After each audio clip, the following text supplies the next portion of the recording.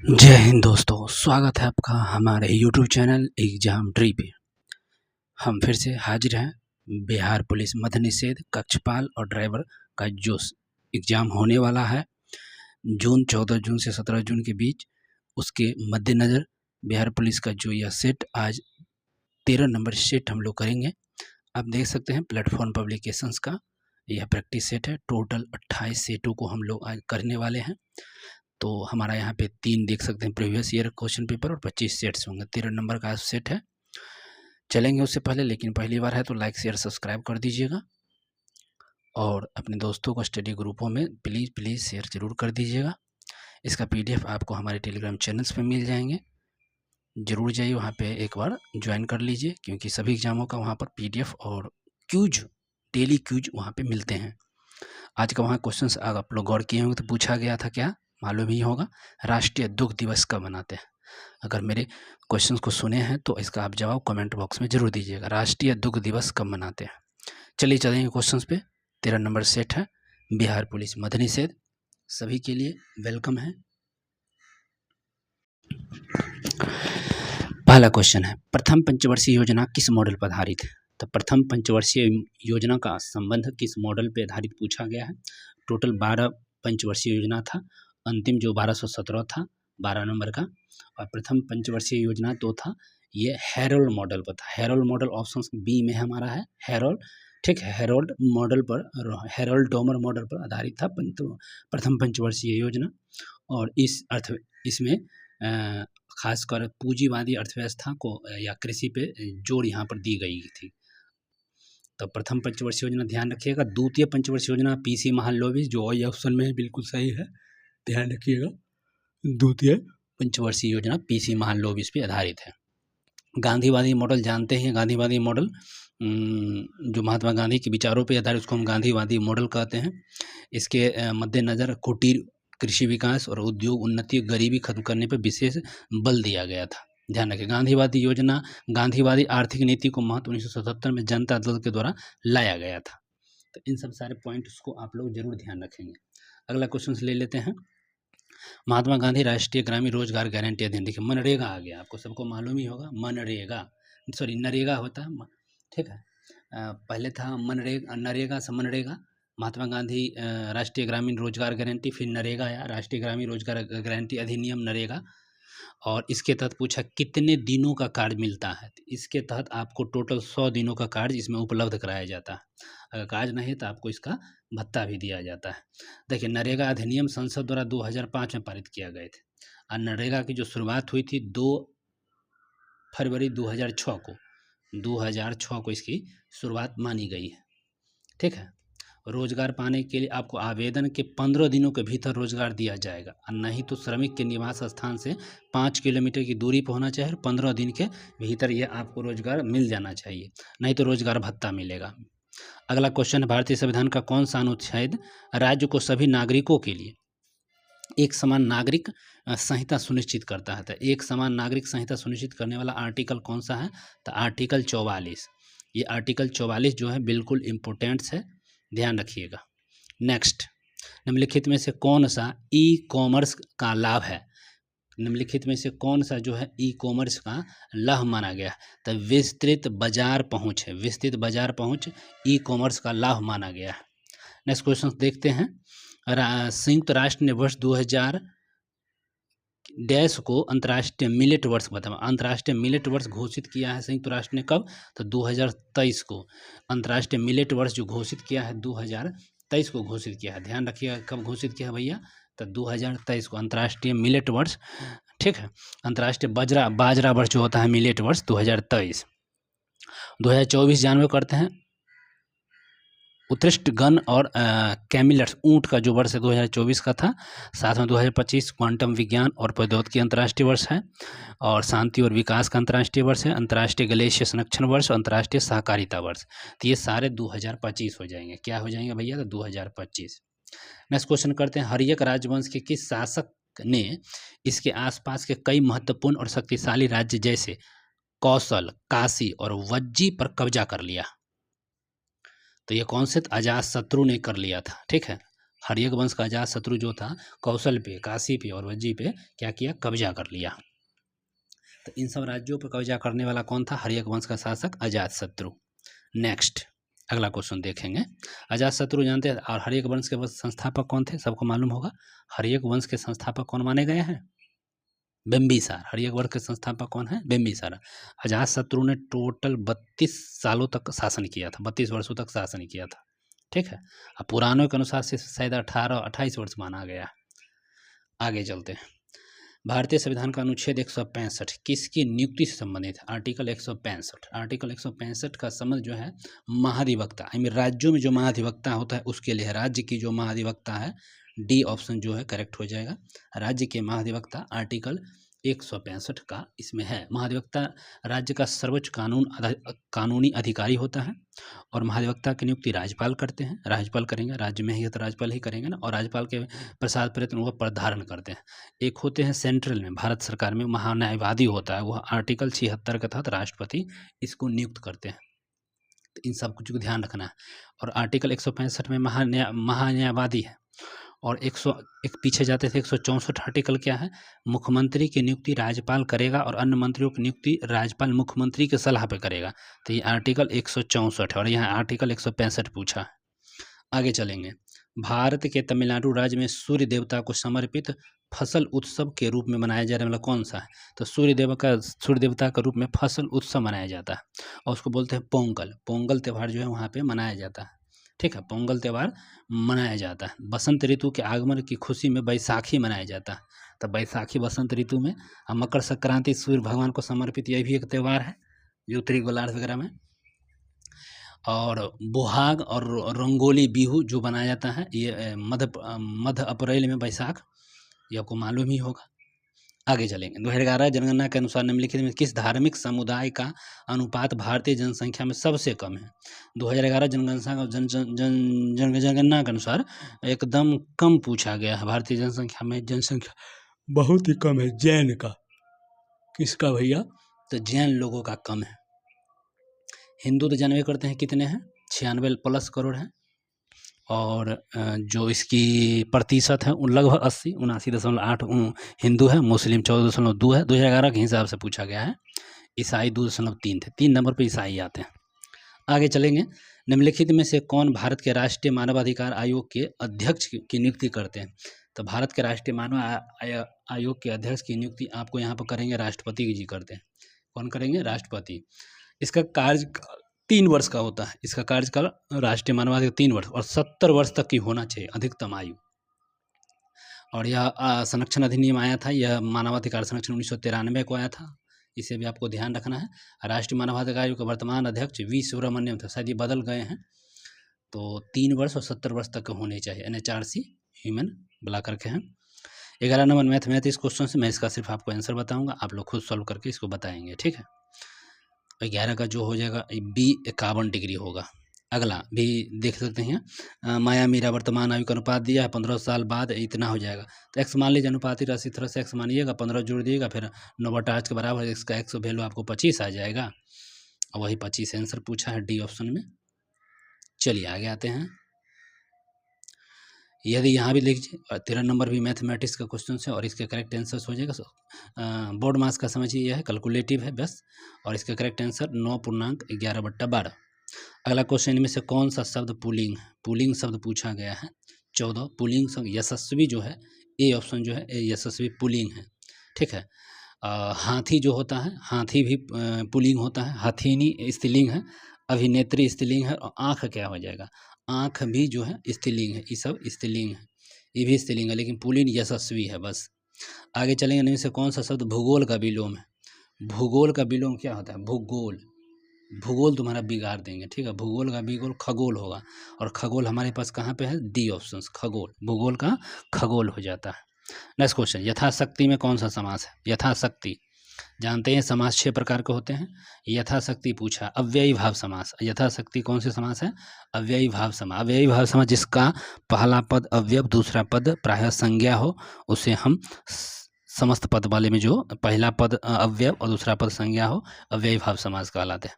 यथाशक्ति, नियमानुसार, आजन्म, प्रत्यक्ष, ये सब क्या अव्ययी भाव समास है। तत्पुरुष समास, कर्मधारण ये सब जानबे करते हैं, संबंध तत्पुरुष ये सब तत्पुरुष समास में भेद आ जाते हैं कारक के साथ। आगे, इनमें से कौन सी बोली पश्चिमी हिंदी की बोली है? इनमें से कौन सी बोली पश्चिमी हिंदी की बोली है? तो कौड़वी, कन्नौजी, ब्रजभाषा ये सभी, इनमें से सभी जो है पश्चिमी बोली हो जाएगा सभी इनमें से। 18 इंग्लिश है, इंग्लिश मेरा थोड़ा वीक है। Identify the incorrect spelling word in the given sentence. Sentence क्या है? द विस्ट्यूचिड, जो पढ़ लीजिए, of the life can be incredibles but that the prevalence and incredibility of the human spirit remains indomitable. 18 का जो answer हो जाएगा correct क्या हो जाएगा? तो ए ऑप्शन करेक्ट हो जाएगा, ए। नेक्स्ट क्वेश्चन है 19, select the most appropriate antonym of the given word. Song है और इसका करेक्ट हो जाएगा सी, अनकंफर्टेबल, अनकंफर्टेबल हो जाता है। Select the most appropriate, fill in the blanks with and makes sentence a meaningful. You must refrain dash unpleasant conversations. और 20 का जो करेक्ट आंसर हो जाएगा सी हो जाएगा, फ्रॉम अनप्लीजेंट्स।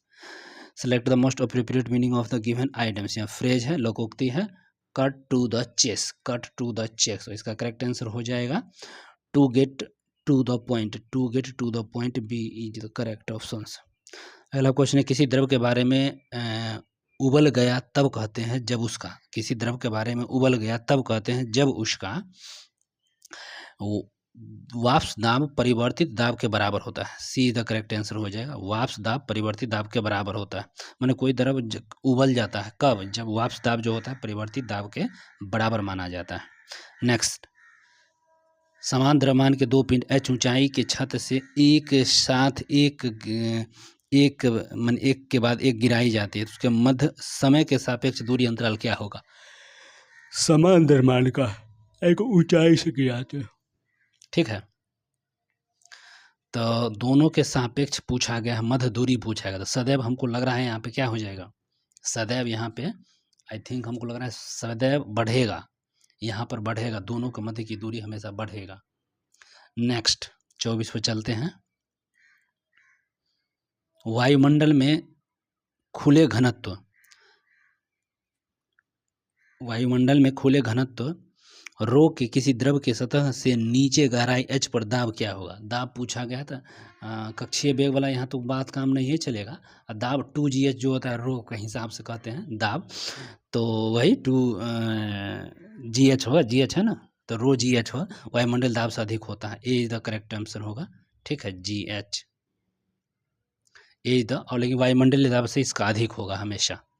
नेक्स्ट, पृथ्वी के चारों ओर चक्कर लगाने वाले उपग्रह परवलयिक हो जाते हैं। पृथ्वी के चारों ओर चक्कर जो लगाते हैं उपग्रह परवलयिक क्या हो जाता है? ए बी दोनों सही हो जाए।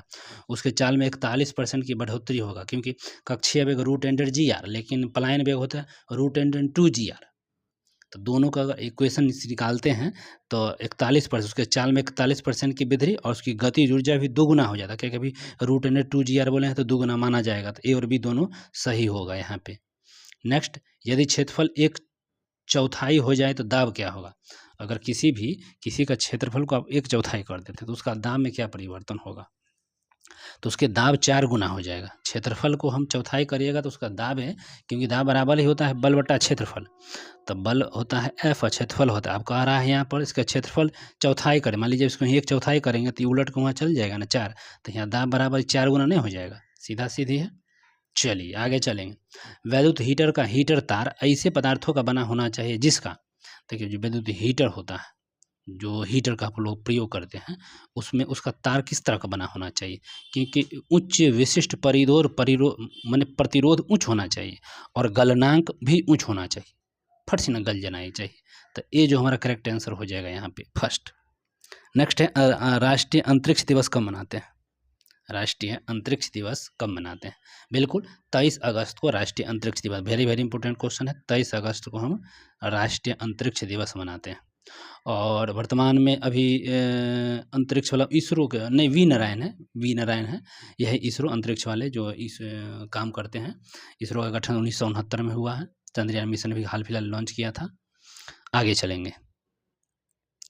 मिस यूनिवर्स इंडिया 2025 का खिताब मनिका विश्व शर्मा राजस्थान की है। मिस यूनिवर्स 2025, ठीक है, मिस यूनिवर्स 2025 मनिका विश्वकर्मा। इसका संबंध किस राज्य से है, तो मैंने बता ही दिया पहले, राजस्थान से ही है, ठीक है, राजस्थान के श्रीगंगा नहर की रहने वाली है। नेक्स्ट क्वेश्चन है, Indian film festival of Melbourne 2025 में सर्वश्रेष्ठ फिल्म का पुरस्कार किसने जीता है? इंडियन फिल्म फेस्टिवल मेलबर्न में सर्वश्रेष्ठ फिल्म का पुरस्कार जीतने वाली जो महिला हैं वो उनका नाम जो है होम बाउंड फिल्म है, होम बाउंड फिल्म से उनको मिला गया है, बी।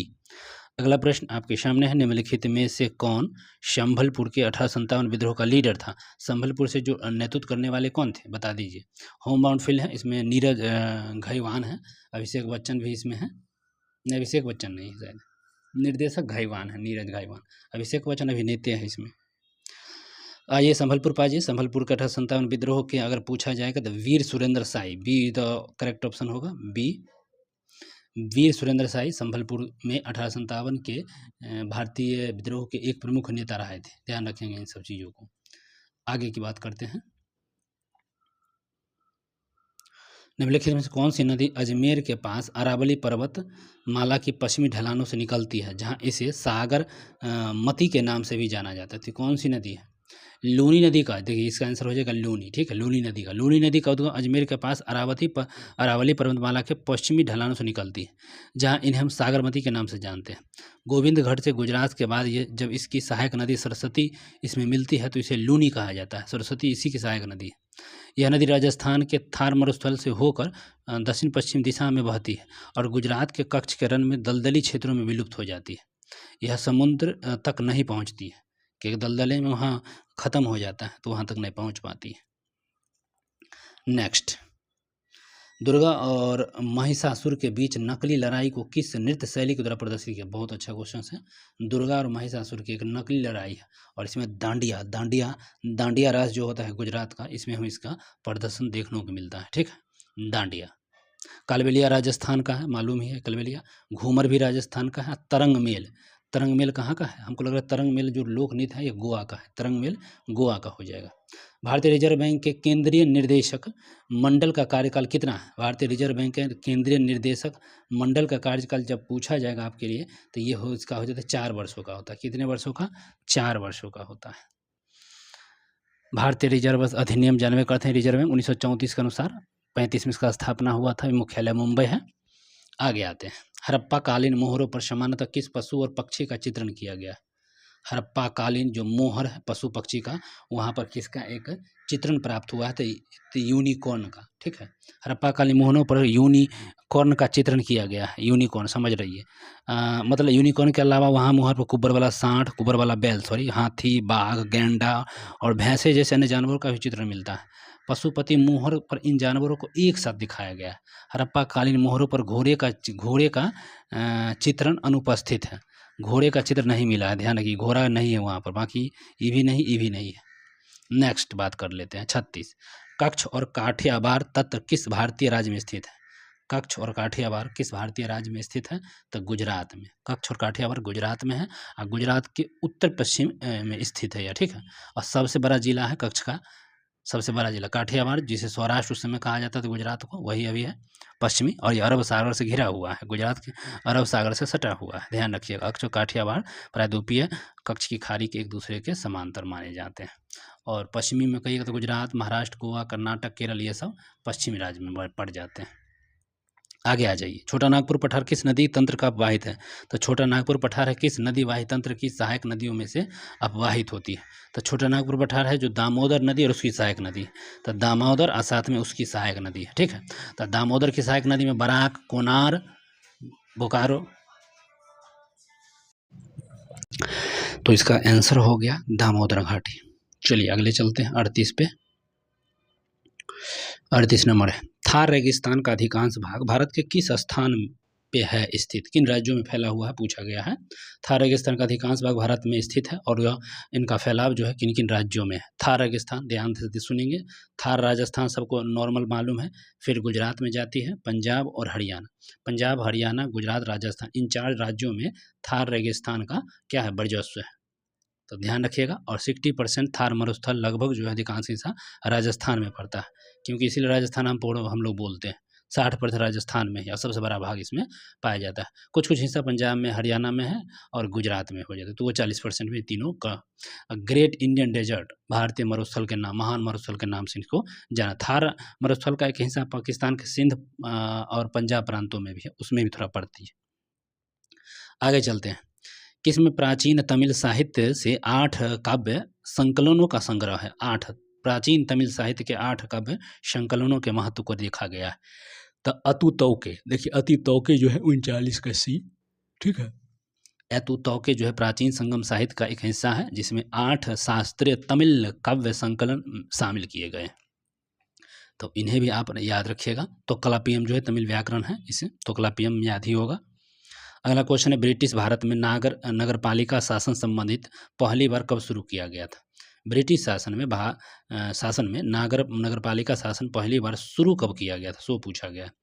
1687, जो चलने वाला लगता है वही है। भारत में आधुनिक नगर पालिका शासन व्यवस्था को ब्रिटिश काल में ही 30 दिसंबर 1687 को शाही चार्टर के अधिनियम 29 सितंबर 1688 को हो रखा गया था। यह मुंबई कलकत्ता आदि में इन नगरों निगमों की स्थापना की गई 1726 में किया गया था, बाद में आकर। मैथमेटिक्स के क्वेश्चन है और आपको इसको मैं आंसर बता देता हूँ, सिर्फ 5/6 ध्यान रखिए। अगला भी मैथमेटिक्स है 42 नंबर और इसके आंसर हो जाएंगे x बराबर y। चलेंगे और आगे चलेंगे। ई भी देख लीजिए 43 का, आप लोग बना के इसको जरूर हमको कमेंट करके बताइएगा, भेजिएगा, टेलीग्राम पर भेज सकते हैं। 43 का देख लीजिए 450 मीटर स्क्वायर है, बी ऑप्शन 43 के। 44 हमारे जी के हैं। गार्ड ने सीटी बजाई और ट्रेन चल दी। गार्ड ने सीटी बजाई और ट्रेन चल दी। निम्नलिखित विकल्पों में से वाक्य में कौन सा एक उचित तरल वाक्य होगा, ठीक है। तो इसके लिए यह हो जाता है, गार्ड ने सीटी बजाते ही ये ट्रेन चला दिया, तो बिल्कुल B is the correct answer हमारा है। महाभारत के युद्ध में कौरवों के डैश का नाश हो गया। महाभारत के युद्ध में कौरवों का क्या डैश नाश हो गया और तुम्हारे पास कितने रुपये। महाभारत के युद्ध में कौरवों का क्या हो गया, कुल नाश हो गया। 45 का भी होता है कुल पूरा, और तुम्हारे पास कुल कितने रुपये है। दोनों सटीक शब्दों पर बैठ रहा है। अगला है, जिसे मारना उचित न हो। उपयुक्त वाक्य के लिए एक शब्द, जिसे मारना उचित न हो, जिसे मारना ही उचित न हो, क्या हो सकता है। जिसे मारना अनुचित हो जाए तो क्या हो, अवधेय। जिसे मारना उचित न हो उसे बोलते हैं अवधेय। अगला क्वेश्चन है, ये वॉइस आ जाता है, पेसिव वॉइस करना है यहाँ पे। Sentence given sentence, select the option rest expression the given sentence in passive voice. और आपके पास जो सेंटेंस है, the peon will post the letter, तो द लेटर से the letter will be posted by the peon. 47 का क्या हो जाएगा, A is the correct answer. Correct हमारा यहाँ the letter will be posted by the peon. चलिए आगे चलेंगे। Select the correct spelling word की बात हो रहा है 48 में, और इसका जो है suspense, A is the correct answer. Next question 49 है, frame a question get in following sentence. Answer, he was gone to the railway station to see off his अक्वज। और इसके लिए हमारे पास जो करेक्ट और सही उत्तर आ जाएगा, नन ऑफ दीज, इनमें से कोई नहीं, डी 49 का D. Next question, like share subscribe कर दीजिए। Fill in the blanks, fill in the blanks. We travels dash car, we travels dash car, we travels by the car. By लगता है कि कार के माध्यम से हम लोग जाएंगे। इनमें से कौन सा कथन सीधी सड़क पर एक समान त्वरण से चलने वाली कार से सही है। सीधी सड़क पर एक समान त्वरण से चलने वाली कार से संबंध रखता है, तो कार का वेग लगातार बदल रहा है। कार का वेग क्या होता है, लगातार यहाँ पे बदलता हुआ दिख रहा है। नेक्स्ट, एक लघु परिपथ में धारा, एक लघु परिपथ में धारा, एक लघु परिपथ में धारा क्या होती है। एक लघु परिपथ में धारा क्या होता है, अधिक तेज बहती है। एक लघु परिपथ में धारा क्या बहेगी भैया, बहुत ही तेज खटखट बहेगी। नेक्स्ट क्वेश्चन कर लेते हैं, आवर्त सारणी पर मौजूद पहला तत्व कौन सा है। आवर्त सारणी पर मौजूद पहला तत्व की अगर बात करिएगा तो ये हो जाएगा हाइड्रोजन। आवर्त सारणी पर पहला तत्व हाइड्रोजन। सोडियम एक अभिक्रियाशील धातु है जो खुले रखे जाने पर डैश के साथ अभिक्रिया करके विस्फोट के साथ आग पकड़ लेती है। सोडियम जानवे करते खुला रखिएगा, विस्फोट के साथ वहाँ क्या होगा, आग पकड़ लेता है, तो ऑक्सीजन के साथ रखने पर। नेक्स्ट, अमोनिया गैस किस प्रकार की होती है। तो अमोनिया जो गैस होती है ये रंगहीन होती है। अमोनिया गैस रंगहीन होती है। कार्बन के इनमें से किस यौगिक के पिंजरे जैसी संलयित वैलय संरचना होती है, जो सॉकर बॉल के सदृश होती है। कार्बन में इनमें से किस यौगिक के पिंजरे जैसी संलयित संरचना होती है, जो सॉकर बॉल के सदृश होती है। तो ये सॉकर बॉल तो कॉपर 60 फ्लोरीन से। भारतीय अंतरिक्ष अनुसंधान संगठन इसरो ने अंतरिक्ष प्रयोगशाला किस राज्य में शुरू किया है? भारतीय अंतरिक्ष अनुसंधान संगठन ने इसरो प्रयोगशाला किस राज्य में शुरू किया है? तो ये हो जाएगा अरुणाचल प्रदेश में। ठीक। नेक्स्ट क्वेश्चन, 14 से 18 अगस्त 2025 तक भारत और किस देश के बीच अभ्यास सिलेनेक्स का आयोजन किया गया है? तो सिलेनेक्स का जो आयोजन किया गया है यह श्रीलंका में किया गया है। नेक्स्ट क्वेश्चन, भारत के 89वें ग्रैंड मास्टर कौन बने हैं? तो भारत के जो 89वें ग्रैंड मास्टर हैं रोहित कृष्णा है। रोहित कृष्णा 89वें ग्रैंड मास्टर बन गए। भारत के 89वें grand master Rohit Krishna. Next question में से कौन सा कृषि क्षेत्र चावल गेहूं फसल प्रणाली के लिए सबसे अधिक माना जाता है? तो ये सबसे अधिक अच्छा माना जाएगा सिंधु गंगा मैदान, सिंधु गंगा मैदान। अगला क्वेश्चन, भारत के उत्तराखंड में जागेश्वर मंदिर परिसर के शिखरों में किस तरह की स्थापत्य शैली देखने को मिली है? उत्तराखंड में जागेश्वर मंदिर कहाँ है? जागेश्वर मंदिर उत्तराखंड में है और इसमें किस तरह की स्थापत्य कला है? तो वक्र रेखीय शिखर मिला है, वक्र रेखीय शिखर यहाँ पे आपको दिखने को मिलेगा। अगला, 2वीं शताब्दी ईस्वी के मध्य में मथुरा और गुजरात के क्षेत्रों पर शासन करने वाला रुद्रदामन किस वंश से था? तो रुद्रदामन की बात यहाँ पर हो रहा है और किस वंश से था? रुद्रदामन। और रुद्रदामन जो वंश था शक वंश का था, शक वंश का। चलिए आगे और बढ़ेंगे हम लोग। थार रेगिस्तान में सिंचाई में कौन सी नहर परियोजना का प्रमुख भूमिका है? तो थार रेगिस्तान में जो सिंचाई की एक परियोजना या मुख्य भूमिका निभाती है थार वाला में, वह है इंदिरा गांधी नहर। कौन सा है भैया? तो इंदिरा गांधी नहर का। नेक्स्ट क्वेश्चन में से कौन सा मौर्य शासक नहीं है? मौर्य शासक इनमें से कौन नहीं है? मौर्य शासक इनमें से कौन नहीं है? बिल्कुल, मौर्य शासक पुष्यमित्र शुंग, शुंग वंश से था। संप्रीति बृहदत्त और देवबर्मन था, लेकिन पुष्यमित्र शुंग वंश से संबंध रखता है। ठीक है, मौर्य शासक नहीं है, पुष्यमित्र शुंग वंश के संस्थापक हैं। संप्रीति बृहदत्त और देवबर्मन ये सभी मौर्य वंश के शासक। मौर्य वंश के संस्थापक चंद्रगुप्त मौर्य है, जबकि बृहदत्त मौर्य साम्राज्य का अंतिम शासक है। बृहदत्त क्या है? मौर्य वंश का अंतिम शासक है। तो इसे भी हम लोग क्या करेंगे, भांति भांति को ध्यान में रखा जाएगा। ठीक है, आगे चल लेते हैं। चलिए आगे आइए। सिजदा प्रथा किसने चालू किया था? ये भी इंपॉर्टेंट क्वेश्चन है। सिजदा प्रथा को प्रारंभ करने वाला सिजदा और पैबोस जानवे करते हैं बलबन ने चालू किया था। सिजदा और पैबोस किसने किया था भैया? तो बलबन ने। बलबन 1526 से लेकर 66 से लेकर 87 तक सुल्तान के रूप में रहा था। लौह और रक्त नीति को बलबन ने, दीवान अर्ज बलबन ने, ठीक है, सिजदा और पैबोस प्रथा को भी बलबन ने लागू किया। नसरुद्दीन महमूद को भी बलबन ने उलू खां की उपाधि दिया था। तो इसे भी आप लोग ध्यान रखेंगे। नेक्स्ट क्वेश्चन करते हैं, बुलंद दरवाज़ा। बात करिएगा बुलंद दरवाज़ा। बुलंद दरवाज़ा का संबंध किससे है? बुलंद दरवाज़ा जो होता है फतेहपुर सीकरी। बुलंद दरवाज़ा फतेहपुर सीकरी संबंध फतेहपुर सीकरी कहाँ? बुलंद दरवाज़ा। अब बुलंद दरवाज़ा का निर्माण मुगल सम्राट अकबर ने गुजरात विजय के उपलक्ष्य में करवाया था। संसार के इतिहास का सर्वाधिक सक्रियता से किया जन आक्रमण यही था, गुजरात। भैया ध्यान रखिएगा, स्वर्ण काल, साहित्यों का स्वर्ण काल अकबर को ही कहा गया। एक ऊपर क्वेश्चन 66 नंबर छूटा है। औरंगजेब की मृत्यु 1707 में हुई थी। औरंगजेब की मृत्यु 1707 में हुई थी और यह अहमदनगर में औरंगजेब की मृत्यु हुई थी 1707, 3 मार्च 1707 को हुई थी। ठीक है, ध्यान। औरंगजेब जुलाई 1658 से लेकर 1679 में 2 बार अपना राज्याभिषेक कराया था। 2 जुलाई 1658 में और जून 1659 में भी। और जिंदा पीर और शाही दरवेज के नाम से इसे जाना जाता है। अगला करेंगे 1799 में टीपू सुल्तान की मृत्यु के उपरांत वहाँ का राजा कौन बना था? कृष्णराज थर्ड। 1799 को जब टीपू सुल्तान की मृत्यु हो गई थी तो वहाँ का राजा कौन बन गया था भैया? तो कृष्णराज थर्ड बना था 68 का। नेक्स्ट क्वेश्चन देख लीजिए। मैसूर प्रथम आंगल मैसूरी 1768, द्वितीय आंगल में 1780 1784, तृतीय आंगल मैसूरी 1790 से 92 और चतुर्थ आंगल 1799। आगे चलिए। यदि एक आयत का क्षेत्रफल है इतना है तो यहाँ मैथमेटिक्स का क्वेश्चन और मैं आपको इसको करेक्ट आंसर दे देता हूँ। शायद क्वेश्चन छूट गया है। 1857 क्रांति के समय भारत का गवर्नर कौन था? तो सबको मालूम है कैनिंग था। 1857 का कैनिंग था, सबको याद है। 10 मई 1857 को मेरठ से 1857 के सैनिक विद्रोह की शुरुआत हुई थी।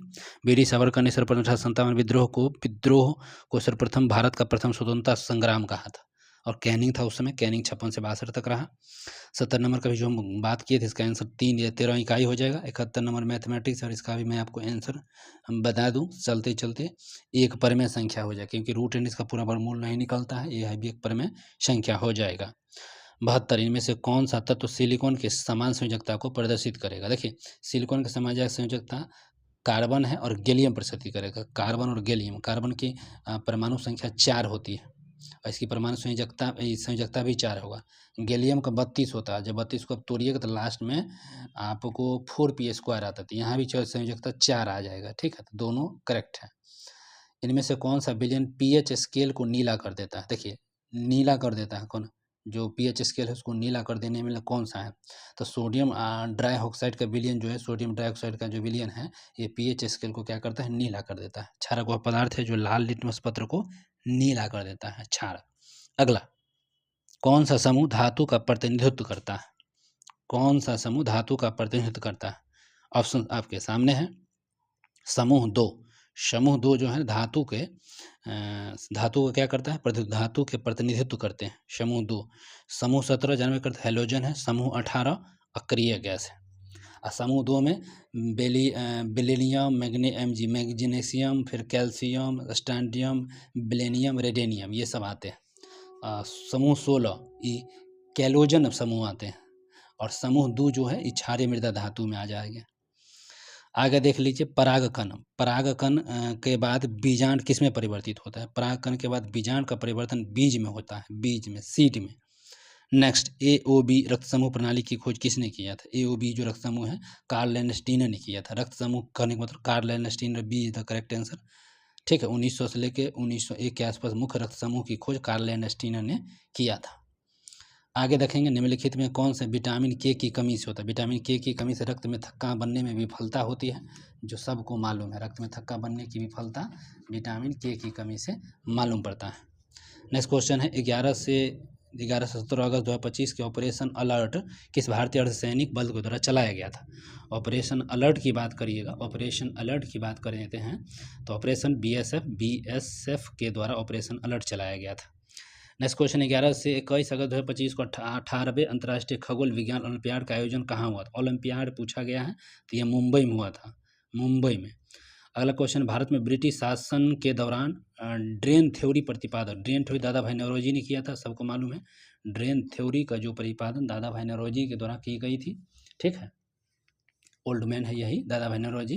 और 3 बार भारतीय राष्ट्रीय कांग्रेस के अध्यक्ष 86 में बने हैं, और 1886 में, 1893 में और 1906 में, ध्यान रखेंगे।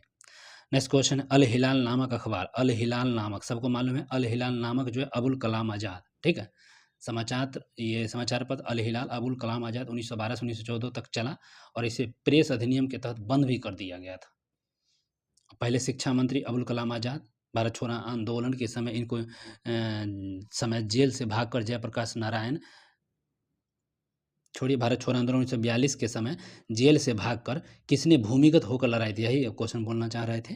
भारत छोड़ो आंदोलन 1942 के समय जेल से भागकर किसने भूमिगत आंदोलन चलाया था? तो जयप्रकाश नारायण ने।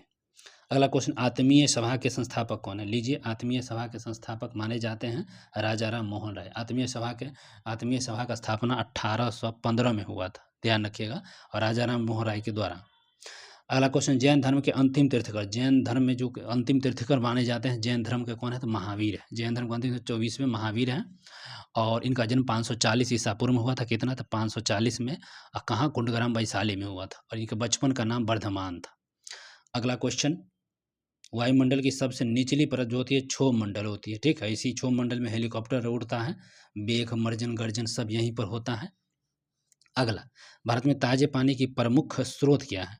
तो ताजे भूजल है। ताजे पानी की प्रमुख स्रोत की जब बात करिएगा तो सिर्फ भूजल है, और जो 2.5% है पूरे पृथ्वी पर भूजल, स्वच्छ पानी पीने वाला।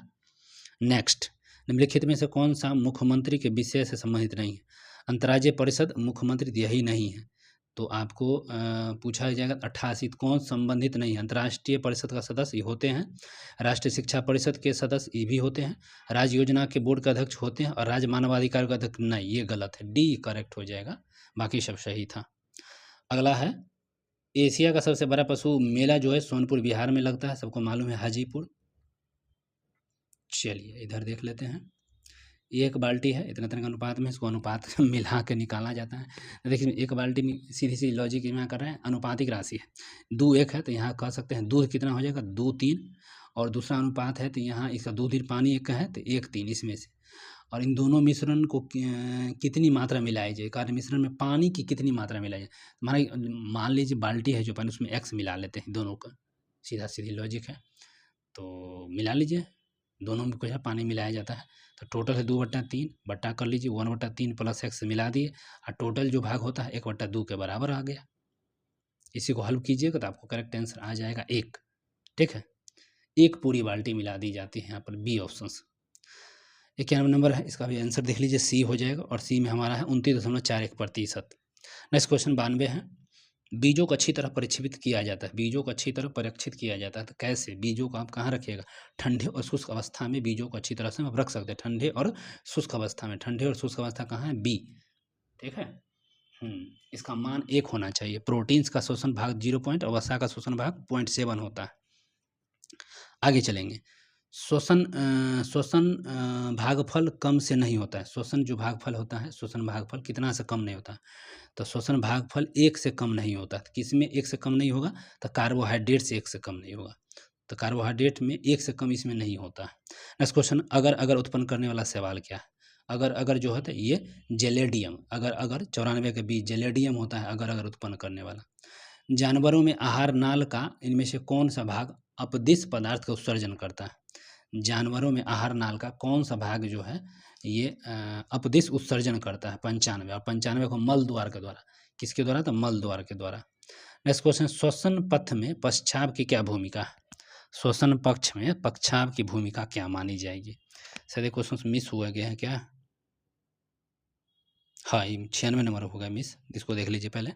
कुछ जीवाणु की क्रिया के द्वारा घोरों, खरगोशों आदि जैसे प्राणियों में आहार में मौजूद सेलुलोज का पाचन किसके द्वारा होता है। तो जो सेलुलोज का पाचन वहाँ पर होता है वह अंधनाल के द्वारा होता है। और श्वसन पक्ष में पक्षाव की भूमिका जो हम लोग अभी आगे बढ़ गए थे, ये 97 का, इसमें होता है पक्षाव फेफड़ों और वायु पथ में नाक की ओर स्थित बलगम को साफ करता है। 97 का बी हो जाएगा, पढ़ लीजिए एक बार से। 98 है, जब वाशिंग मशीन लंबे समय तक गर्म अवस्था में संपर्क में रहता है तो यह क्या है। वाशिंग मशीन को जब लंबे समय तक गर्म अवस्था में रखिएगा तो इसमें क्या परिवर्तन होता है। तो जल के अणुओं को खो देगा और पाउडर बन जाएगा, बिल्कुल जल का अणु खत्म होकर देगा और फिर पाउडर में बन जाता है। व्हाई द कॉन्स्टिट्यूशन मैटर्स पुस्तक के लेखक कौन है, वो very important. Why the constitution matter पुस्तक के लेखक YV चंद्रचूड़ है। YV चंद्रचूड़ कौन है, तो B C option, YV Chandrachud. ठीक है, ध्यान रखिएगा। इस पुस्तक में उनके जीवन के महत्व को बहुत खरा प्रकाश डाला गया है, YV चंद्रचूड़। ठीक है, अगला अंतिम और अगला नंद। सोशल मीडिया के दुरुपयोग पर नजर रखने के लिए किस राज्य ने गरुड़ दृष्टि का अनावरण किया है। तो गरुड़ दृष्टि को कौन, तो महाराष्ट्र ने इसको चालू किया है। गरुड़ दृष्टि को महाराष्ट्र ने चालू किया है। तो खत्म होता है आज का सेशंस। आपके पास आंसर किए हैं, बिल्कुल इसको एक बार बना लीजिए और बताइएगा आपके कितने मार्क्स आते हैं। कोई कमेंट सुझाव आप दे सकते हैं। फिर मिलेंगे अगले सेट्स में कल। Bye, take care.